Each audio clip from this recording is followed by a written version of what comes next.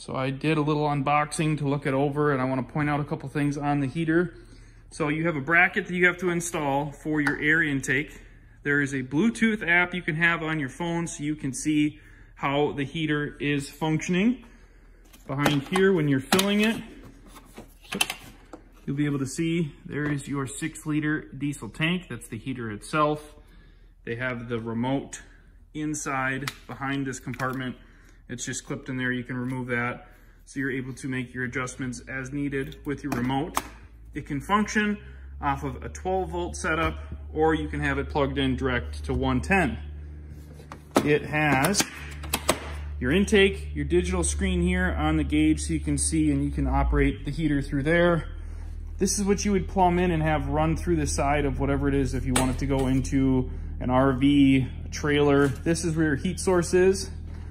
Below the heater itself, you have your exhaust pipe. You just have to install a hose clamp on here and on here for your 2 different pieces that you put on the heater itself. This is the vent that you would have exposed inside a trailer, for example, if you're going to have a trailer where you would plumb this in. This cap simply goes over the end of the heater port here. Not much needed to assemble it or put it together, just a couple simple basic tools. This, I think, is an additional bracket for your intake.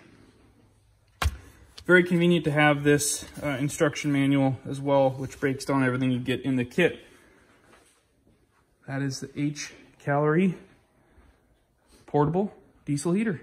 All right, we got the heater on, full tilt. I'll show you here. It is on the max setting. 331 degrees is what the element is heating at right now. It's still able to improve on the heat. On startup, it has a little bit of diesel smoke that comes out just on startup, but make sure this obviously is in a well-ventilated area, but the heat coming out of this pipe is real hot. Very impressed with how quiet it is on runtime. Light fan noise, and that's it. Hcalory makes a sweet heater.